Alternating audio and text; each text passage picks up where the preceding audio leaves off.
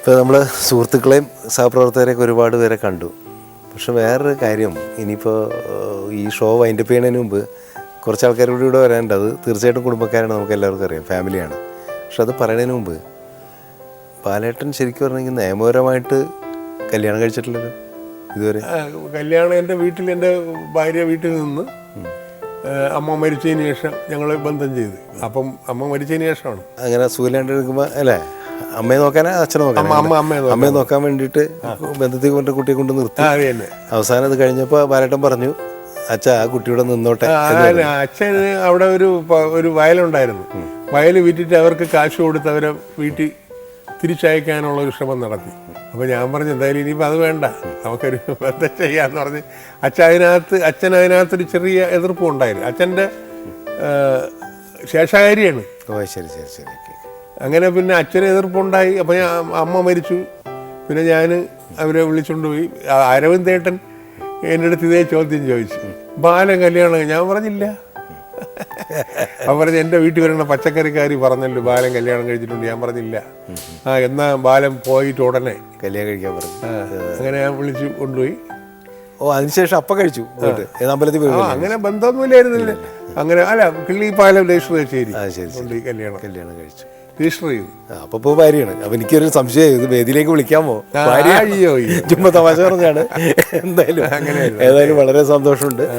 വൈഫും കുടുംബവും അതിന്റെ ഒരു കാരണക്കാരൻ. അതെ അതെ അതെ. അപ്പോൾ വൈഫ് വന്നിട്ടുണ്ട്, നമുക്കിവിടെ ഇങ്ങോട്ട് വിളിക്കാം. അടുത്തതായി വേദിയിലേക്ക് സ്വാഗതം ചെയ്യാം ബാലേട്ടൻ്റെ കുടുംബം.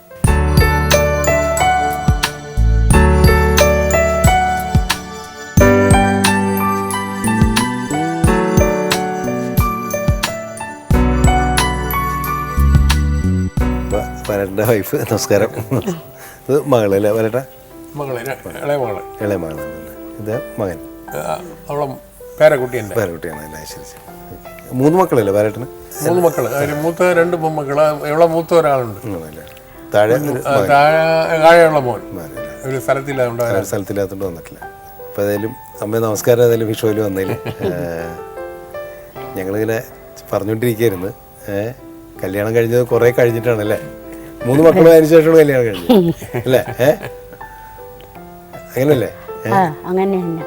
മക്കളെ ഓർമ്മയുണ്ടോ അമ്മയുടെ കല്യാണം, അച്ഛൻ്റെ കല്യാണം കഴിഞ്ഞു? ഇല്ല അല്ല, അതൊരു തമാശയായിട്ട്. കുറേ വർഷം ഒരുമിച്ച് ജീവിച്ചതിന് ശേഷം ഇപ്പൊ പറയണ്ടല്ലേ ലിവിങ് ടുഗദർ എന്നൊക്കെ പറഞ്ഞത് കുറേ വർഷങ്ങൾക്ക് മുമ്പ് ബാലേട്ടൻ അത് മാതൃകയാക്കിട്ടല്ലേ പ്രൂവ് ചെയ്ത് കളിച്ചു. ഇങ്ങനെയൊന്നല്ല, ഒരു കറുത്ത സുന്ദരിയായിരുന്നവര്. കറുത്ത മുത്തായിരുന്നു ആണല്ലേ? അതുകൊണ്ടാണ് അവിടെ നിന്നോട്ടെ എന്ന് പറഞ്ഞത് അച്ഛൻ്റെ അടുത്തല്ലേ? അതല്ല, അത് കൊള്ളാം. ഞാൻ നേരത്തെ ഇവിടെ ഷോയിൽ പറഞ്ഞല്ലോ, നമ്മൾ പല സമയത്ത് പറഞ്ഞു, ബാലേട്ടൻ ഒരുപാട് കാര്യങ്ങളിൽ മാതൃകയാണെന്ന് പറഞ്ഞ കൂട്ടത്തിൽ ഇതും പുതിയ തലമുറയ്ക്ക് ഇതും മാതൃകയാണ്. ഞങ്ങൾക്കൊക്കെ അത്ഭുതമുള്ളൂ ബാലേട്ടൻ പല കാര്യത്തിലും.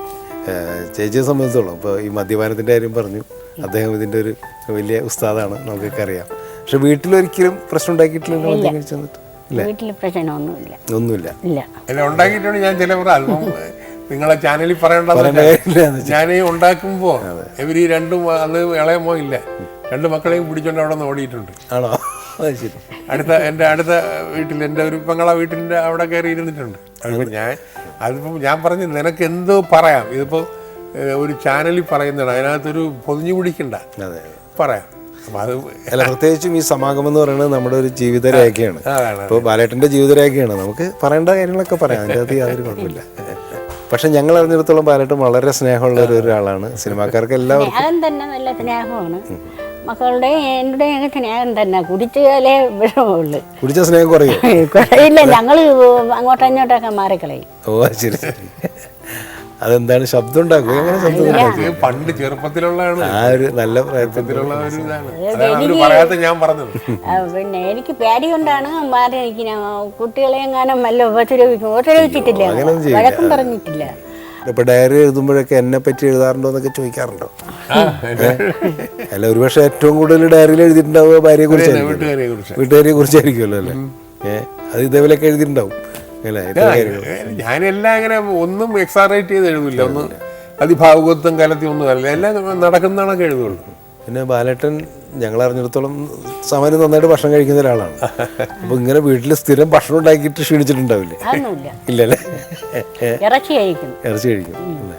അതുണ്ടാക്കി കൊടുക്കാൻ സന്തോഷമുള്ളൂ. സന്തോഷമുള്ളൂ. ഇറച്ചി ഇപ്പോഴങ്ങനെ കഴിക്കില്ല, അല്ലെങ്കിൽ ദിവസവും ഇറച്ചിയും കൂട്ടി അപ്പോൾ ദിവസം ഇറച്ചി ഉണ്ടാക്കണം അല്ലേ? അത് ബാലേട്ടൻ തന്നെ പോയി വാങ്ങിച്ചുകൊണ്ട് വരും? വാങ്ങിച്ചുകൊണ്ട് വരും. ആണല്ലേ? അത് ശരി. അപ്പോൾ എങ്ങനെയാണ് അച്ഛനെ കുറിച്ച് ഓർക്കുന്നത്? അച്ഛനിപ്പോൾ നിങ്ങൾക്കൊക്കെ ഇതായിക്കുന്ന സമയത്ത് അച്ഛൻ സിനിമയിലാണ് അല്ലേ? സിനിമയിൽ സ്റ്റിൽ ഫോട്ടോഗ്രാഫറാണ്, പിന്നെ നടനായി അല്ലേ? എങ്ങനെയാണ് അച്ഛനെ ഓർക്കുന്നത്? വീട്ടിൽ ഫോട്ടോ എടുക്കൂലേ? നല്ല വീട്ടിൽ വരുമല്ലോ സിനിമ ഫീൽഡിലോ. അരവിന്ദേട്ടന്മാരുള്ള ആൾക്കാരൊക്കെ വലിയ ആൾക്കാർ വരും. എല്ലാവരും വരും. ഫോട്ടോസ് എടുക്കൂലേ മക്കളുടെ? നല്ല ഫോട്ടോസ് ഇഷ്ടംപോലെ. പിന്നെ നൂല് കെട്ടി പിന്നെ കിടക്കുന്ന പോലുള്ള പടം ഒരുപാട് പടങ്ങൾ എടുക്കും. ഇപ്പോഴും ഉണ്ട്. അതൊക്കെ ബ്ലാക്ക് ആൻഡ് വൈറ്റ് ആണ് എൻ്റെ കയ്യിലൊക്കെ. ഇപ്പോൾ താമസിക്കുന്നത് അടുത്ത് തന്നെയാണ് അല്ലേ? ഹസ്ബൻഡ് എവിടെയാണ്? ISR. ഇദ്ദേഹം എന്താണ് ചെയ്യണത്? ബികോം. എവിടെ? ഇവിടെ ട്രിവാൻഡ്രത്തിന് ആർട്സ് കോളേജ്. ഓക്കെ. ബാലേട്ടൻ്റെ എന്തെങ്കിലും വാസനകൾ ഇദ്ദേഹത്തിന്?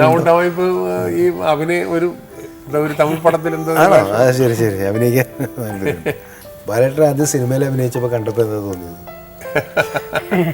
ചിരി വന്നോ? ഇല്ല, അങ്ങനെയൊന്നുമില്ല. ഇല്ല. എത്ര വർഷമായി ഇപ്പോൾ ഒരുമിച്ച് താമസിക്കാൻ തുടങ്ങിയിട്ട്? ആദ്യം ഞങ്ങളിപ്പോൾ 48 വർഷം. 48 വർഷമായി.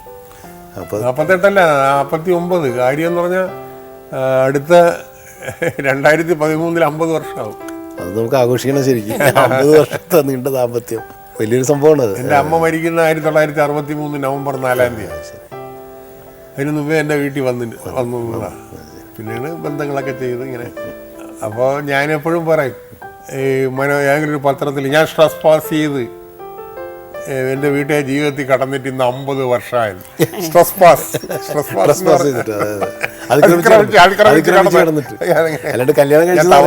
ഞാൻ തമാശ പറഞ്ഞാണ്. അങ്ങനെ ഒരു പരസ്യം കൊടുക്കാം. അതുകൊള്ളാം. എൻ്റെ വീട്ടിലേക്ക് കിടന്നിട്ട് ഇന്നേക്ക് 50 വർഷം. അതുകൊള്ളാം. എൻ്റെ ജീവിതത്തിലൊരു മഹാഭാഗ്യമാണ് എൻ്റെ വീട്ടുകാർ. കാരണം ഇതെല്ലാം സഹിച്ച് ഇങ്ങനെ ഇരിക്കാതെ മാത്രമല്ല, ഒരു പ്രചോദനം കൂടിയാണ് അല്ലേ?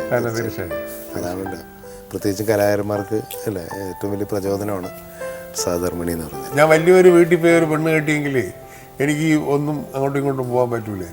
അപ്പം അങ്ങനെ അപ്പോൾ എന്നോട് ചോദിക്കും, നിങ്ങൾ വലിയൊരു വീട്ടിൽ പോയി പെണ്ണ് കെട്ടിയെങ്കിൽ എന്താ? അതിനിടയ്ക്ക് ചില ആലോചനയൊക്കെ അച്ഛൻ കൊണ്ടുവന്നു, അതൊക്കെ പോയി. നീ തന്നെ എൻ്റെ ഭാഗ്യവും പുണ്യവും എന്നൊക്കെ ഞാൻ പറയും. ഏതായാലും വലിയ സന്തോഷം നിങ്ങളെല്ലാവരും കൂടി ഇവിടെ കുടുംബം ഒരുമിച്ച് ഇങ്ങനെ ഒരു ഷോയിൽ വന്ന് ബാലേട്ടൻ്റെ ജീവിതം, വലിയൊരു ജീവിതം ജീവിച്ച് തീർക്കുകയാണ് ബാലേട്ടൻ. അത് മാത്രമല്ല ഒരുപാട് പേർക്ക് മാതൃകയാവുന്നു. അതിനോടൊപ്പം തന്നെ ഈ അസാധാരണമായിട്ടുള്ള ചില ഇതുകൾ, വ്യക്തിത്വം, ഡയറി എഴുതുക, അതുപോലത്തെ കത്ത് എഴുതുക, പിന്നെന്താണ് ഇങ്ങനെയുള്ള ഒരു അസാധാരണമായിട്ടുള്ള കാര്യങ്ങളൊക്കെ ഉള്ള ഒരാൾ ഞങ്ങളെ സംബന്ധിച്ചപ്പോൾ എനിക്ക് തോന്നുന്നു പ്രേക്ഷകർക്ക് പോലും അത് പുതിയ അറിവായിരിക്കും. ഒരു ആക്ടർ എന്നുള്ള രീതിയിലായിരിക്കും ചെറുപ്പക്കാരും പുതിയ തലമുറയൊക്കെ ബാലേട്ടനെ അറിയുന്നത്.